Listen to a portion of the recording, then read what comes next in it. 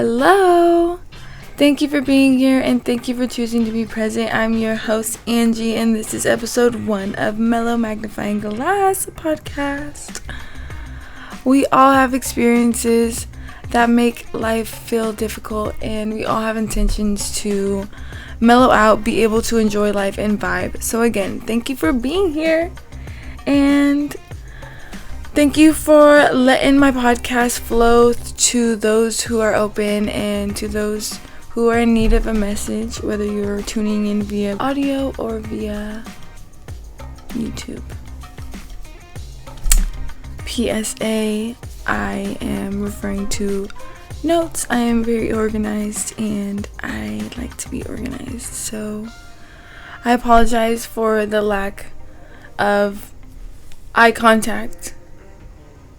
This is a podcast, so I'm really excited to flow through sound to those who need to hear a message or are open to whatever source has flowing through me. So yeah, this is my way. Thank you again for being here. Enough about that. The specifics about this episode are, I'm generally gonna talk about what the podcast is about and things to that effect. I'll also be talking about what experience inspired me to start this podcast, the Mellow Magnifying Glass. Yeah, that is very important to me and I'm really excited to share that with you. So yes, the next thing that I'm going to be talking about is how I used the Mellow Magnifying Glass for this experience, how I saw this experience through the Mellow Magnifying Glass, picking out all the positives, and we'll jump into that when I go into like what we are about. And I'm saying we, which sounds really odd, but I'm just gonna let that flow because I am my physical and I'm also my soul. So we are here and we are talking to you. Period. Okay. The last thing that I'm going to be talking about is just what to expect in the future from the podcast. So with that being said, feel free to pause and take a deep breath and really center into yourself. Just go inward or just, center up, Just be present with me. I am calling in the light.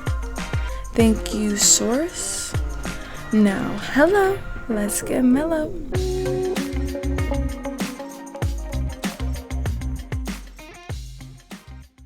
The Mellow Magnifying Glass podcast is about magnifying the positives in all the experiences that we have on Earth and in our lifetime, with intentions to mellow out, vibe, and flow through life, allowing Source to do its work through you. A teeny tiny example of that would be like if you're having a really bad day and all those like terrible things happen to you. For example, you stub your toe on the way out, you forget your keys in the house when you walk out and you have to go back in, there's traffic on the way to going to work, you gotta get that coffee, so you gotta stop in line to get that coffee, and someone behind you pays for your order, but the rest of the day is crap. What the Mellow Magnifying Glass is about is making the fact that that person went out of their way and said, I'm going to pay for this person's order, and did that for you. That little positive, we're going to magnify it. We're going to make it so big. We're going to make it so big. We're going to make it the whole, that's what the whole day was about. Even if work was crap, everybody was mean, your toe is broken, okay? Maybe you got a flat tire on the way home.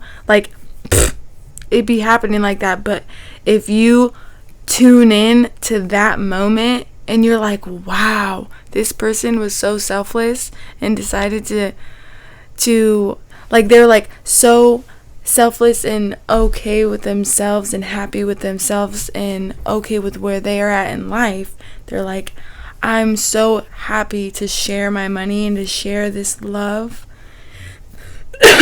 Share love in this way and be kind and considerate of other people and do this for someone I don't even know. Like, just honing in on that little positive, that's what this is about. So we're gonna practice that, guys. Yeah, we're gonna practice that.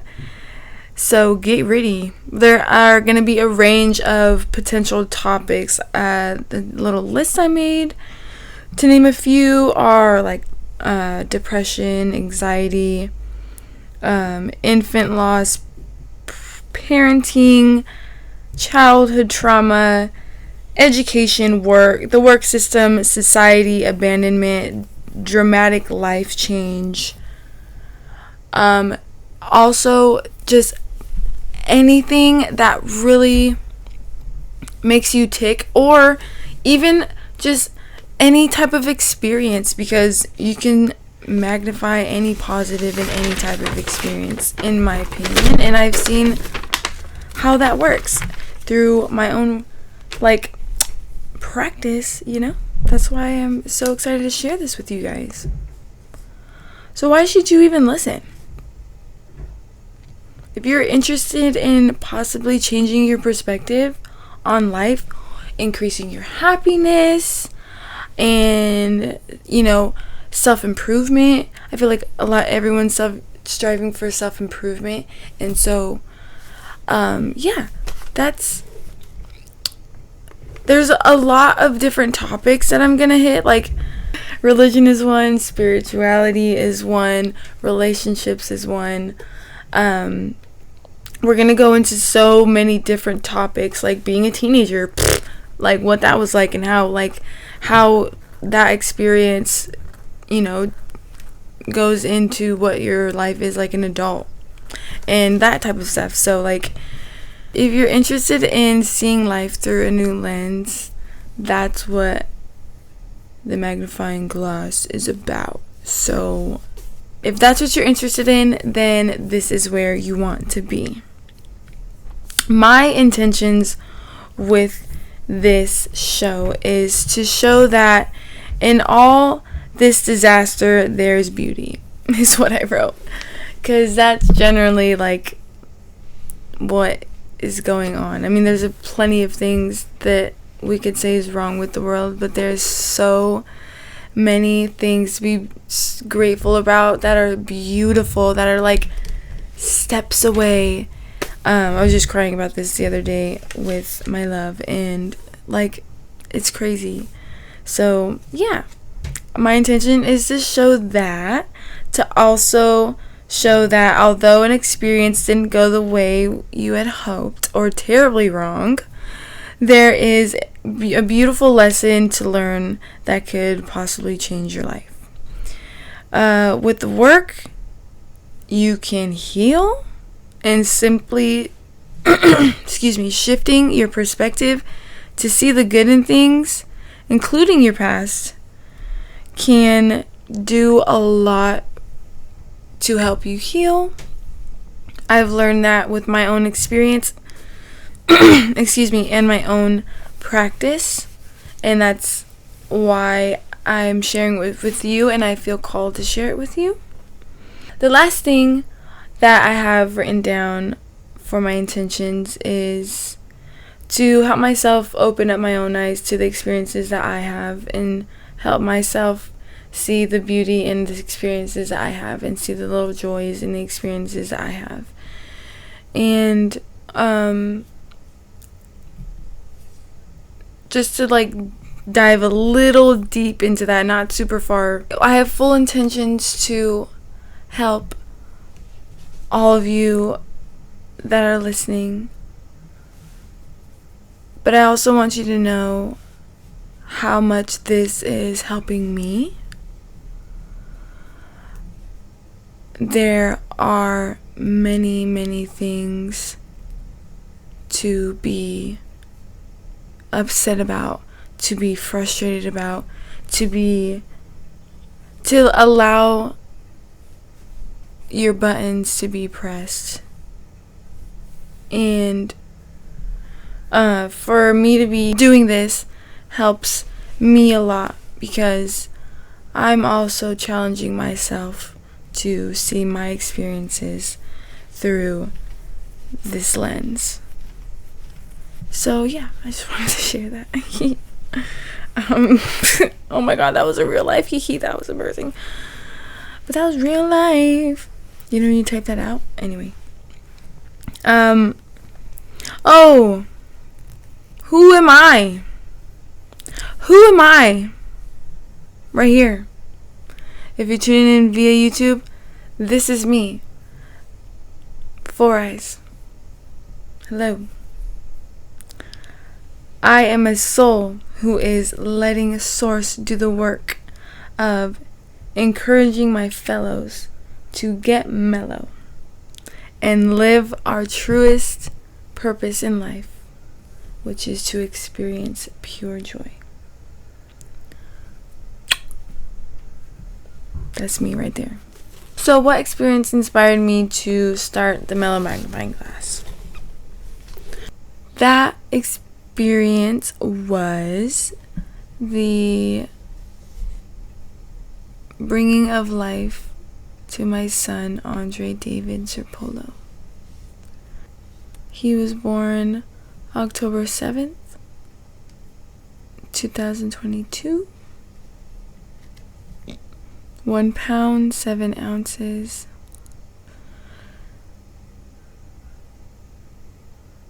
And he was alive 7 hours.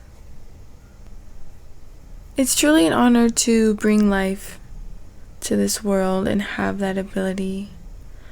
And I honor my son with every word that I speak to you guys. So, thank you, my son. So I'm just going to go into the details so that you guys understand what the experience was like for me. And then we will dive into how I saw this experience through the Mellow Magnifying Glass. So, yeah, let's do it. I got sick like 2 days before Father's Day and then the morning of Father's Day. So when my dad came over for Father's Day, I had called my sister before and I was like, can you pick this up for me? Please? Which, you know, I'm referring to a pregnancy test, just in case you didn't know. Yeah, so I was interested in seeing if I was actually pregnant or if I was tripping, because I'll be tripping. It's okay. My sister brought that over, which was really nice of her. Shout out, Rolly.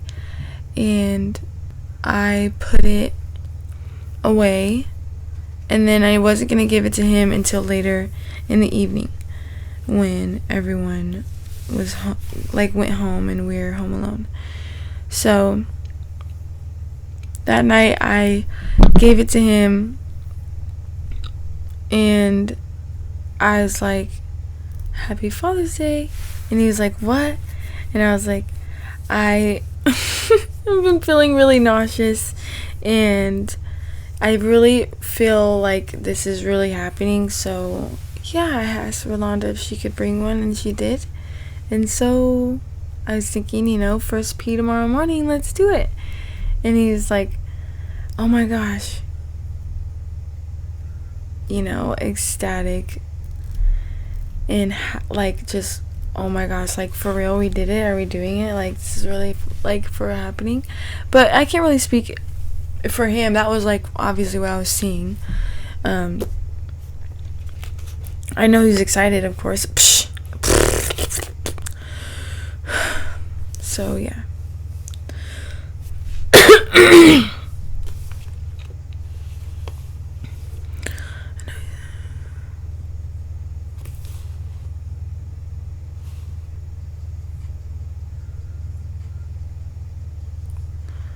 So the next morning we woke up.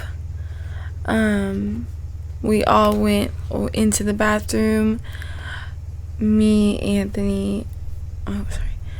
my love, and our daughter went into the bathroom, and my daughter went and sat on her little toilet, and then I went to sit on, the toilet to pee on the stick. And then I did it, and we took a video. Long story short, we got the plus sign and negative sign, and that was a really beautiful experience that we had with each other as a family. And then it went on to this. Sorry about the weird audio difference. Still working out the kinks. So yeah, July 3rd I was bleeding, right? And so I was like, on July 4th I had an understanding that it was like a period bleed, so it was gonna last a few days, and I was okay with that. I was like mentally like, it's gonna be fine, But so we went through July 4th, and we celebrated in Santa Monica, and then we came back down to town where we live, and then I still had like a yucky feeling, just like I was like, this is not comfortable and I don't know what's going on, and I would like to like know what's going on. So I decided like, let's go to the ER, please, like, since we go to the ER. And so like my mother-in-law decided to take us, and so like, yeah, when we went, that was July 5th technically. Oh my god. So yeah, that was July 5th, and so that day technically I was like about 7 weeks. So then we went in, they're like, how far along are you? I'm like, 7 weeks, I'm bleeding, not really sure what's going on. They're like, okay, we'll get you checked out, let's take your vitals. And then when we got in there, they're like, okay, we're gonna do an ultrasound, take your blood, do some tests, and then we'll let you know what's going on. We're like, okay. And you already know that the ER is like splendidly long and time consuming, and we are really grateful for the work that they do. So then the ultrasound lady came in. She told me that she wasn't gonna let us know anything that she saw on there, like on the ultrasound screen. Like, I couldn't ask like really particular questions, is really what she was saying. And I was like, okay, I understand. And then she asked me, she's like, how far along are you? And I was like, 7 weeks. And she was like, are you sure? And I was like, yeah. And she was like, you're not 7 weeks, you're 14 weeks and like 3 days or something like that, or 4 days, something like that, right? 14 weeks and a few days. And I was like, what? And she was like, yeah, you've got a baby in there, like, you've got a, it's got legs and arms and stuff, like, it's a baby, like, when it's that far along, it's got limbs and stuff. So that was me and my love were blown away. We were like, I looked at him like, what are you talking about? So our understanding was that the baby's due date, our understanding was that Andre's due date was going to be in March. And she let us know that. She's like, what did they let you know your due date was? And I was like, it's in March. And she was like, so your new due date, according to this, is January 6th. No. Yeah. It's January 6th, according to like her measurements. It was like exactly what I was like hoping for happened, with the dates and everything. So that was like really neat. She didn't really let us know like, oh, there's issue here. You know, that's like the type of details she wasn't really letting us know, and we weren't really asking about. We were more just psyched the fact that I was further along and like, oh my god, I didn't know. Like, we didn't know, and how didn't I know? Like, type thing. So like, that's really what it was. And then so we were just patiently waiting for the doctor, and the doctor came in and let us know like, I'm not really sure exactly like what the issue is, like why you're bleeding. I would just go home, it's gonna be okay. And then I just had this like, I asked him like if I should be on bed rest or if I should like, you know, not be moving very much.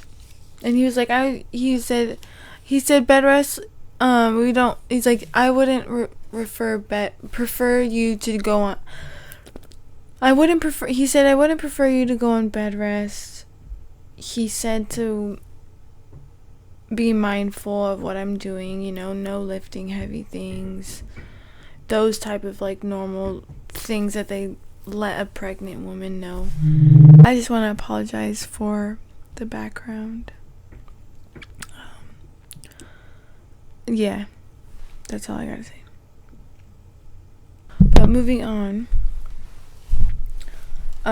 he said bed rest wasn't really necessary.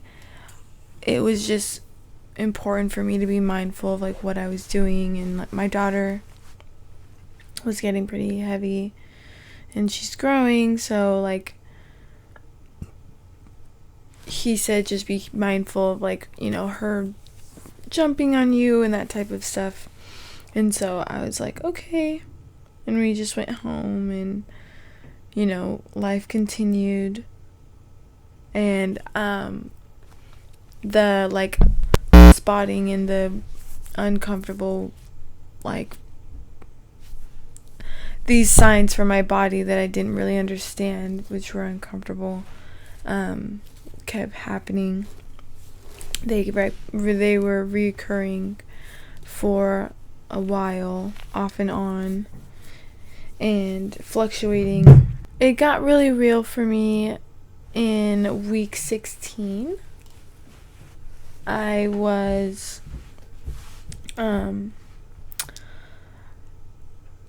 definitely like feeling the baby move, and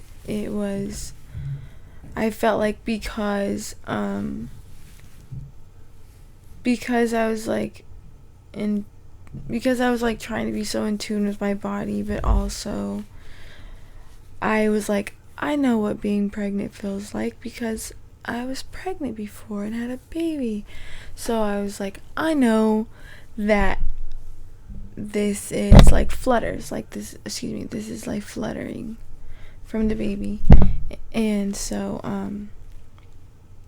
I know that's like fluttering from the baby, so I knew that, and I was letting my doctors know that and stuff. So like week 16, in like week 16 we went to the ER for the same reason, and because we went like during the day, it wasn't like in the evening, it was like during the day, they had sent me to the actual like ultrasound room rather than like having someone come with the ultrasound machine. So sorry, I'm trying to get comfortable. My bad. Yeah, so instead of the ultrasound machine coming to the room that I was in, so they like, you know, wheeled me over there, and then I sat or like, you know, laid down, and I was speaking with the lady, and I was just talking to her like, you know, what's going on, how far along, like, are you measuring? I'm just curious, like, do you know, like, is everything okay? Does the baby have a heartbeat? Like, you know, like, should I be afraid? Like, is the baby alive? Basically, is what my biggest question was. And the baby was alive, and the heartbeat, the heartbeat was beautiful. So beautiful. And so after the ultrasound, I went back to the room, and me and my love were together, and we were waiting for the doctor to come back, and he let us know that I was having a placental abruption. Like, I had a placental abruption, like that's what happened. I'm not sure if you could hear my daughter crying, but my love is trying to get her to go memers because it's pretty late. So she needs to go to bed. And I apologize, pero I'm a mom. And this is my life. So anyway, yeah, so he let us know that what was happening was I was having like a placental abruption, and that means that when the baby is forming, and the placenta is also forming, it's attached to the baby's belly button through the the umbilical cord, tu sabe. And so where the placenta goes, it attaches to the uterine wall and sticks to that, and then it sucks all the nutrients from the wall, like, because it's all blood and vessels and all that stuff, so like it's working that way, and that's how the baby's getting the nutrients and stuff that the baby needs. So a placental abruption is means like the placenta detached from that wall. So it's like it wasn't fully detached, it was like attached by like a little part of it, but it was like mostly detached. And because it was detached and it was doing that, it was bleeding. And then because it was bleeding, that's why like I was bleeding. And that's what the signs that my body like was happening. So that's what was going on. And so that's what happened when I was like 16 weeks pregnant. And we just the doctor, he let us know that there's nothing that they could do because I was 16 weeks, and even when I went in at 7 weeks and all the ER visits in between, there's nothing that they can do, because technically to the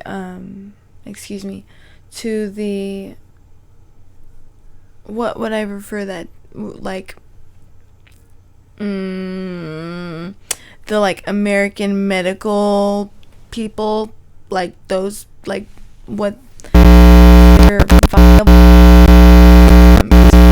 a 24-week-old baby.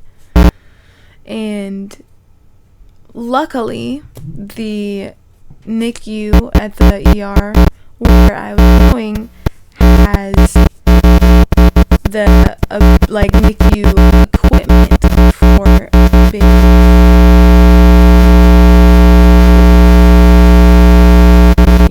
So that being said, there was nothing they could do either way.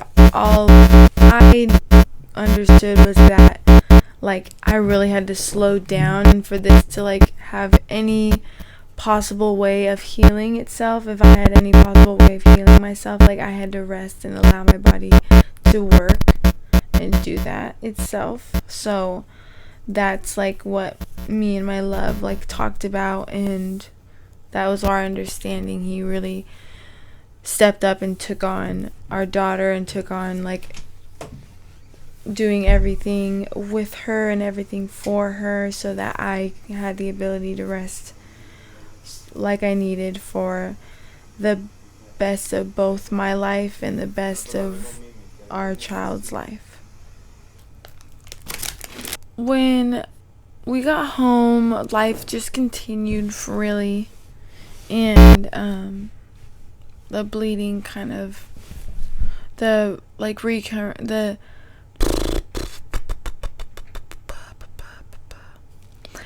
effects of the placental abruption was still occurring, and this was happening daily and pretty just it was really uncomfortable is what I'm, I guess, trying to say, and but necessary for me to live, I see now. And at week 18, when I made it to week 18,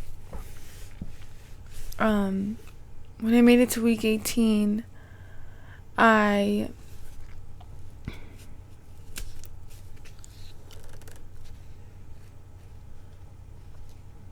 right, yeah. So I was just about 18 weeks, and we was in the ER again, and we were in the ER again, and in that visit there was a placental abruption, that the placental abruption was still there, still the same size, the blood mass was still as large, and so there was something particular off about that visit. And then so when I went home,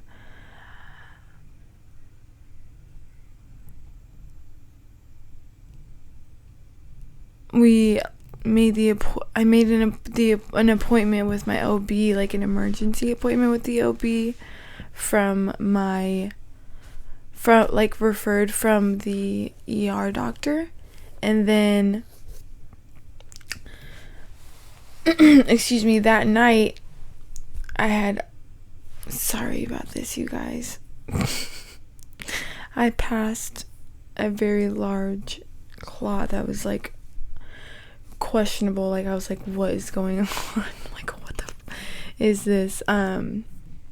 So I thought it possibly could have been the placenta, real life. So that's it was scary, and probably the size of a softball, and really, the hell, why, where'd you come from? I don't know. Anyway, it was so that happened in the middle of the night with an extreme amount of liquid, or whatever sign my body was telling me. And when we went into the appointment that next day with the OB at Kaiser, in their ultrasound, they saw that there was no amniotic fluid. So that means it's excuse me, I'm sorry. It's like a fish out of water. Basically, the baby needs that fluid to develop, and that water to live in, that fluid to live in and develop in there. And it seemed as though the bag or something had popped, or something like that had happened, and so that happened. I just want to put that in there, yeah. So because the baby needs that to develop, the OB was okay, there's this is an issue, this is not okay, we're not, we have to handle this with care, we need to do something about this, or see what's happening or what's going on. And so they called the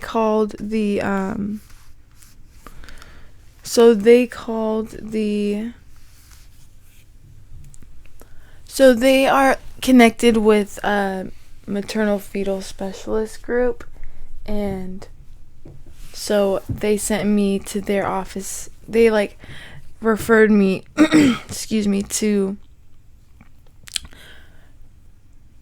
they're connected to a maternal fetal specialist office and like company, or whatever you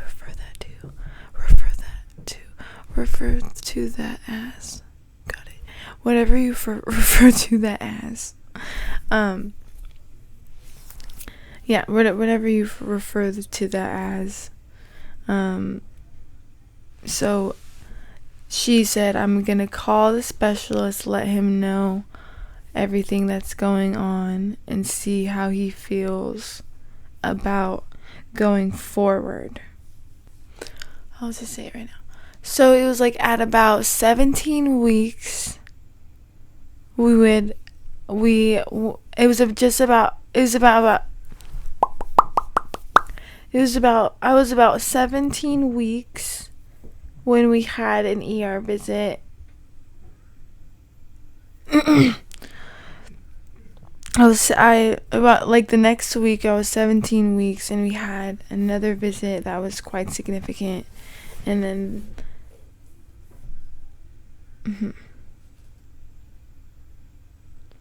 and the following week they had let me know that we were going to be doing the anatomy scan, like the anatomy check, where they do about an hour and a half long ultrasound, just checking the baby and like, you know, all of its organs, if all of them are developing, all of its limbs are developing, if there's like, you know, potential of, you know, lack of brain development, lack of, you know, limb length or something like that, like the development of that type of deal. That's like what they're looking for in that scan. So at 18 weeks I knew that I had that scan the next week, and so when we went in for that, you don't necessarily go up to the OB room and see the OB. You go to imaging, technically is what it's called, and that's where they do the ultrasound imaging and stuff, and they like take all the pictures and send it to the OB. And when I had the appointment, because of what they saw, and like they, you know, I had already let them know I have a placental abruption, I do have low amniotic fluid, and I just want to, like, I let them know that there was already, like, she was gonna see that was gonna be there, not to be surprised by that. And so she had sent the stuff over, and also she had let me know, she's like, from what I'm like of seeing in the scans, like, I'm gonna like send you up there, and it looks like they can take you up there, so if like you wouldn't mind like heading up there. And I was like, okay. And so like we headed upstairs and we spoke to one of the OBs, and he let us know that, like, because the amniotic fluid was so low and all the other things that was going on, that it was like, you know, that I was high risk and the baby was a high risk. And so he's like the maternal fetal doctor that we spoke to before, like, they have openings and appointments, and like now we're able to like send you there because you're 18 weeks. And so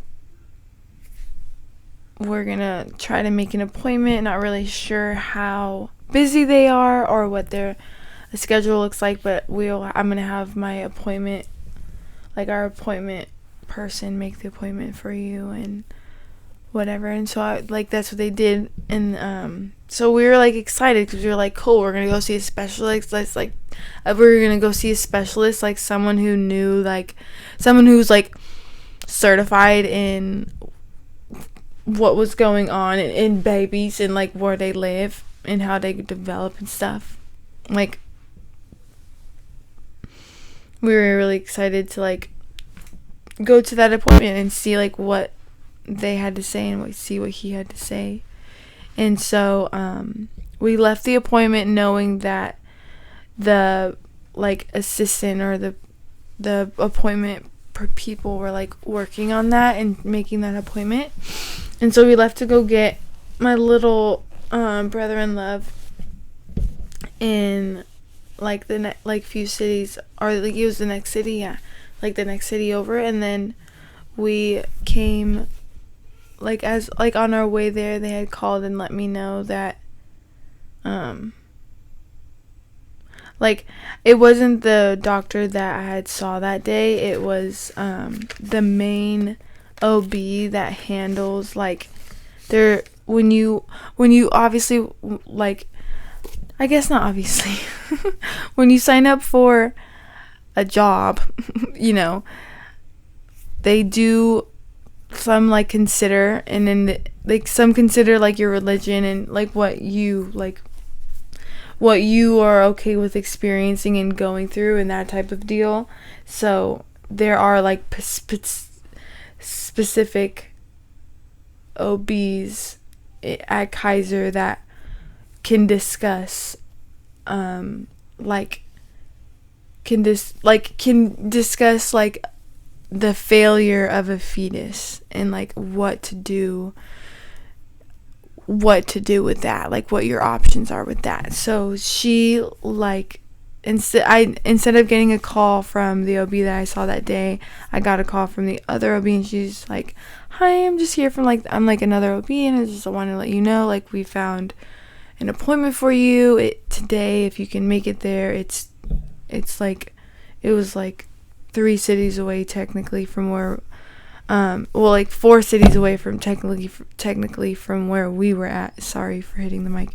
But yeah, so it was like maybe 45 minutes to an hour away, and we were like, yes, of course, we're gonna go. And then, but she also let me know, like, I just wanted to let you know that baby doesn't look good, and I really want you to like know that there's nothing that you did wrong or that you could have done to make this happen.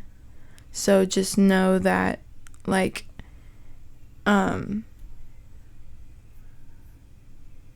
just know that there's like potential that you may not get the best news from the maternal fetal doctor, is basically like what she was telling me.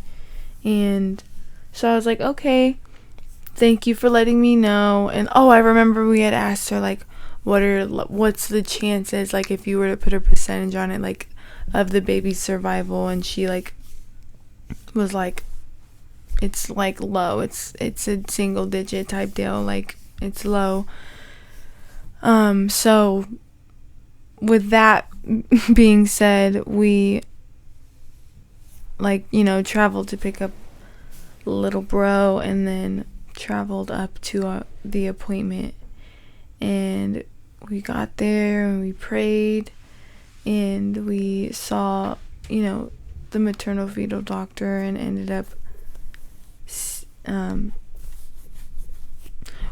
seeing the maternal fetal doctor. And when we went, they had like someone doing the ultrasound, like a ultrasound person specialist that does the ultrasound, and then there's a doctor that like he's like that comes in, and he's like, this is what I see, you know what I mean? And so after a little while of imaging, like, the lady was like taking a few pictures and talking to us and asking us questions and that type of stuff, and we were letting her know all the things, and she was seeing all the things. And so then the maternal fetal doctor walked in, and he just let us know that by what he was seeing, that it confirmed that the baby really wasn't doing very well. Halfway and that through the imaging, that the baby was not going to make it full term. And by what he was measuring, the baby was like 2 weeks behind in development.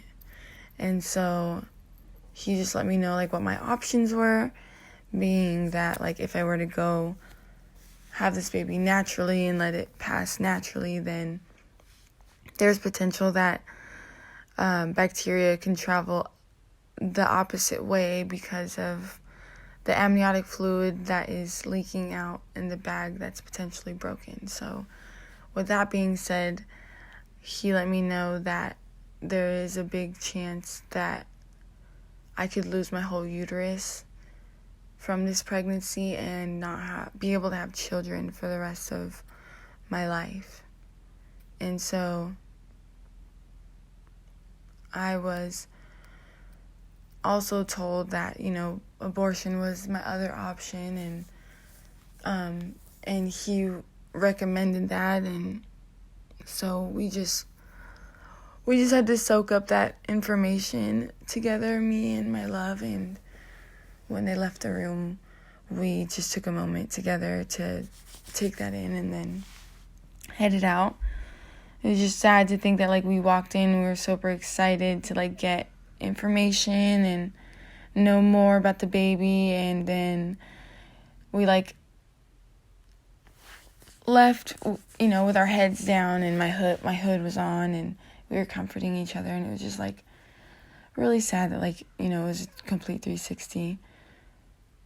And then when we got to the car, you know, we had to let my mother-in-law know what was going on, and I could only imagine it was very difficult for her because she had already known the gender, and she also knew like what we wanted to name our son. So I know that like she knew that it was Andre that was like suffering in there, and I know that was like so difficult. I could only imagine that being so difficult for her. And I love her so much, my heart. But yeah, like, I don't know, on the way home I was just like playing with so many thoughts in my mind, like, how is this happening to me? Like, this is some fucking shit out of a fucking movie. Like, what is happening right now? Like, this is some shit out of like one of those crazy TV shows when, you know, the girl's like fucking 6 months pregnant, has the baby in the gas station and shit, and she didn't even know, or 9 months and 8 months pregnant, and they're like, oh, I had no idea. Like, how the fuck did you have no idea? Like, I'm really sorry, but like, if that happened to you, and that happened, I don't know, if that happened to you, like, you really got to do some work on like listening to your body, because damn, bitch, like, you was not that gassy, let me tell you, bitch. Like, for real. But like, for real, like, I was just like tripping that this was even happening to me. And like, I was like, I've been doing all the things, like I smoke weed, and sometimes I add a little bit of tobacco, and like I stopped smoking tobacco for months before, and I also like jumped back into my yoga and like trying to do daily walks, and so that's like, I'm trying to get my body moving and my body working, and like I also, you know, refrain from eating all those crappy foods that I'm used to eating, like, you know, Top Ramen and Hot Cheetos and like the things like that. So I don't know, I was just really juggling the fact that like I was like not healthy, you know what I mean? And I was like, I should be healthy. Like, my love has done so much for me in regards to like teaching me how to nourish myself with foods and like what I need to be getting, like carbs, proteins, like fats, all those like cool words that, you know, are on that cute little pyramid that we know about and shit. Like, he reinstalled that in me, and now I'm like, I know that. And like, he's vegan. He's vegan. That's all I gotta say. Like, period. You know what I mean? Like, I'm over here eating turkey sausage, and that I would never Like, my dad used to try to do that, make me, no. Anyway, sorry, but, like, that was a tangent. Anyway, sorry. But, like, yeah, like, I was just baffled that, like, something like this was happening. I thought I was taking care of myself and, like, preparing myself to have this child, and, like, I don't know, it was just really difficult. I do know, and I'd say I don't know a lot, and it's because I'm nervous, and it's fine. But yeah. It was obviously super difficult for my love and I. And so, like, when we got home, my mother-in-law was like, do you want me to bring you any food? Like, where do you want to eat? Like, we can go get your favorite tri-tip sandwich. Like, let's go. And, so I don't even remember what food I got. That's silly. I do remember that, like, when we got home, we decided that we were gonna, like, send a group text out to what we could, like, who we consider our soul family. My love and I have, like, a group of friends that we, like, consider our soul family. Like, we know that we have the ability to pick our family on this earth, and we consider these people all part of that soul family. And so I sent out, like, a group text, and I just was saying, like, hey, like, I just want to invite, like, everyone to, like, come over to the house and do a prayer circle, because we just received word, like, really, really difficult, devastating news about the pregnancy, and we would just love to, like, have everyone come together. We know that, like, you know, gathering 2 or more is what Jesus says. So that's what we were, like, intentionally doing. So with that being said, I sent the text out. The homies was like, period, I'm gonna be, you know, everybody that we had invited was texting back and letting us know, like, hey, like, I get off at the work at this time, I'm gonna be mobbing as soon as I'm done eating. Like, they're all letting us know, like, I'm showering and I'm coming over. Like, they're like, I'm packing baby up and I'm coming over. Like, you know what I mean? Like, they were letting us know that they were solid and they were coming and they were gonna be there for this, and, like, what was going on. So, and everyone that was there needed to be there, and the people who weren't there physically, like, I know that their energy was there, and I know that their love, like, is so, like, everyone in that group chat, like, knows, you know what I mean? All the people that came over, we all gathered, and I sat down in the chair, and then all the people we had there placed one hand on my belly, and then my mother-in-law began the prayer, and my love finished the prayer, and it was really beautiful, and we enjoyed, like, the rest of the night together. Those who, you know, had work to get back to, and our kids to get back to, they left, you know, and then the other homies, like, stayed and kicked it afterward. And so that night was really a really great experience for me. It was pretty significant for me because I really just had to trust. That was the day that it really clicked that I had no control, and that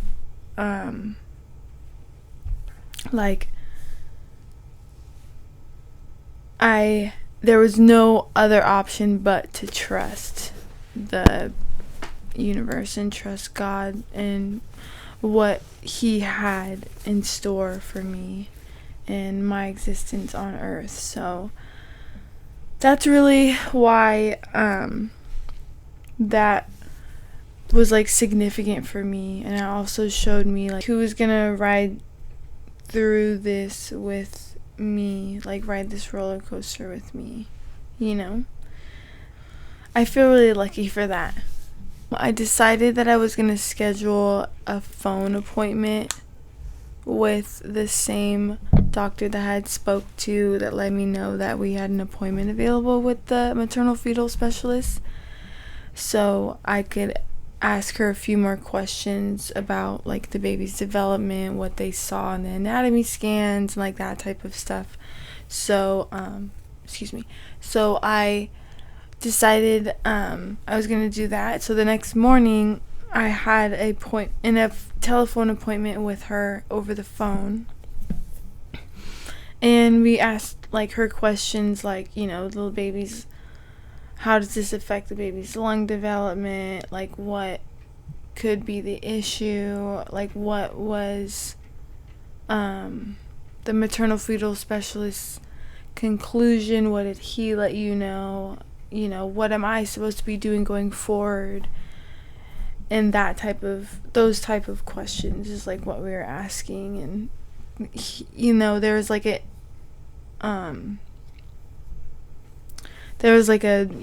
something that happened was like there was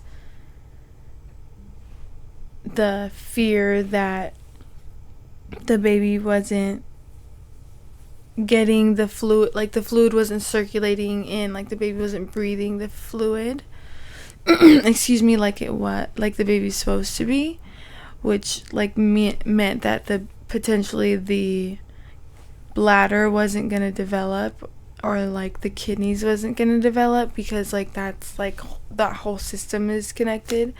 And so when we were in the anatomy scan, those were the questions like we were asking, like is there fluid in the bladder, is what me and my love were asking. And we also asked like is there like the function of the kidneys, and like if they're like they look like they're healthy size and what they're supposed to be like. And what the doctor I was talking to over the phone let me know that like the biggest issue is that when the baby like breathes this amniotic fluid when the baby breathes the amniotic fluid, it develops the baby's lungs. And that is like, not only does it develop like the rest of the fetus and the baby's body, it most importantly is developing the lungs and like, all of the things that work with that. And so their biggest concern was that because the baby wasn't breathing the fluid, the baby's lungs wasn't going to develop enough. And the biggest issue was that if the baby was born premature, that the baby wouldn't be able to breathe on its own, or like there would be no functionality of the lungs. There would be no function of the lungs because of the lack of development and because of the lack of amniotic fluid. So that was like the biggest concern. And she also let me know that what the options entailed, you know what I mean, if I were to like have this baby naturally, what that looked like, if I decided to allow, basically it started with like if I decided to allow the pregnancy to continue, and I decided for the pregnancy to continue and what the options were for that, and then what the options were for if I went the other route to terminate the pregnancy. I'm so sorry, we really don't like using that word, and so I just wanted to say that. We refer to it as like ending the pregnancy, or like making the ultimate decision for the pregnancy. So she was just letting me know like all my options with that, and like that was really difficult for me, and I'm really grateful that my mother-in-law was there, and my significant and my love was there with me as well, to just like have that conversation. I'm glad I didn't have to have that conversation alone. So at this point, I was 19 weeks pregnant and dissecting the information I was given and trying to navigate my way through this information so that I could find a solution that made sense to me. I was in the process of trying to make this decision, like this, the doctors put this decision in my hands, and in my opinion, it wasn't in my hands, it was in God's hands. And there are so many different people that were talking to me and speaking with me, and there's a community of people who understand what it's like to have kids and having children, and then there's the other community that like don't have children or just haven't had children yet. And so there was a plethora of different people I was just talking to, and they were sharing how they felt and their advice. And I'd come to a point where like I was okay with considering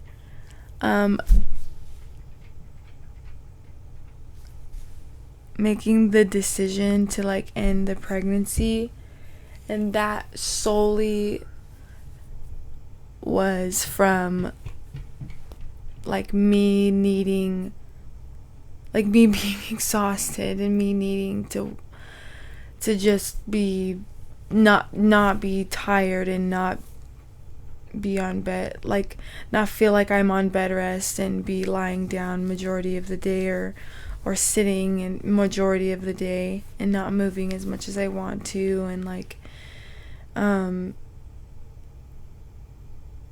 not being in my daughter's life as much as I want to, not loving my love the way I want to, and just all those things, like not taking care of the house the way I want it to be taken care of, like not cooking the food I want to eat, like all of those things. Like I was having a really difficult time, that like all of this stuff was like put out of my control, like just like, here, you have to just do nothing, you know what I mean? Like, what do you mean? That was really difficult for me, because I'm super like, let's do it, like, like what's going on, what's next, like let's go, and I am like that. So I was like having a really difficult time with that, and that's where that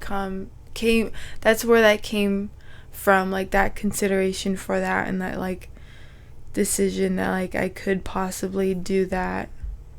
And everyone has their own feelings on this. Like I am so open to that topic. I'm like, the topic of abortion. The topic of abortion. I don't mean to giggle. I'm giggling because I'm like nervous, and it makes me a little bit like anxious, because I never thought I would have to live having to consider that, and I did, and because I lived that and I experienced that, I know, I know what it is for me, at least, like what it was for me. So I know what it was for me. So like how I feel about that is like, a woman like has every choice to a woman has every right to make that choice, in my opinion. Regardless of you making that decision or not making that decision, when you are put in a circumstance, like the circumstance I was put in, my life was also threatened. Like, I knew that I was also at risk if I had this child.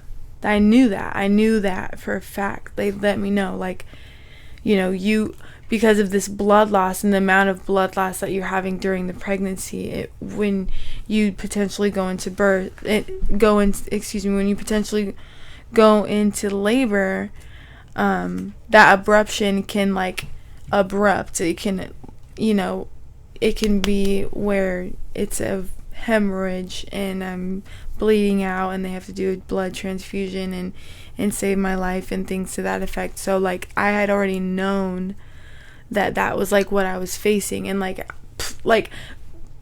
try to just think about that for a second. Like, that's real life, you know what I mean? Like, it's almost like your life or your baby's life. That's what it is, you know what I mean? It's really testing you, and who knows, like, and it's okay if you're not ready. It's okay if a decision like that is made if you're not ready, like, you know what I mean? Like, that's totally okay.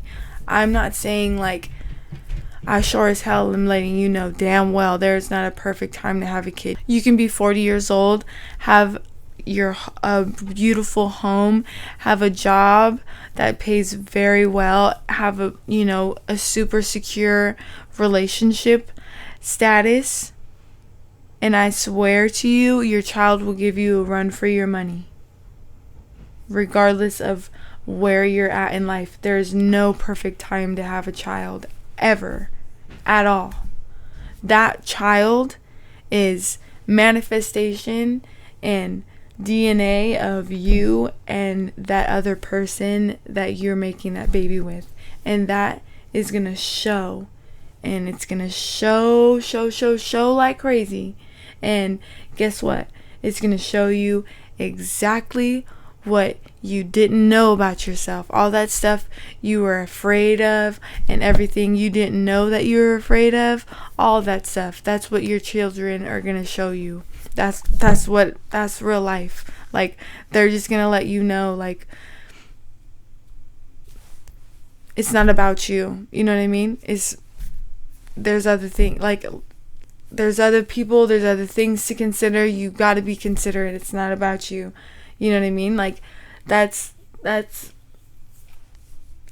it is when you have children, from my experience, and that's what I'm doing. I'm just sharing my experience. So, like, yeah, so that's how I feel about abortion. I think overall, like, to wrap that whole thing up, what I'm trying to say is, it doesn't matter what choice the woman makes in that moment, in that experience, because the universe will counter that decision regardless. What I'm also, like, in other words,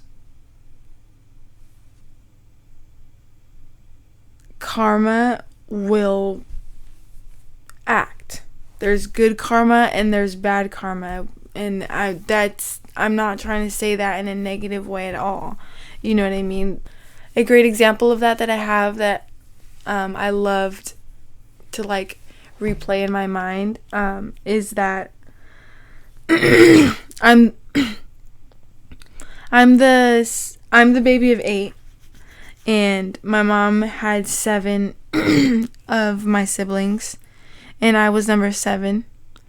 And in her lifetime, she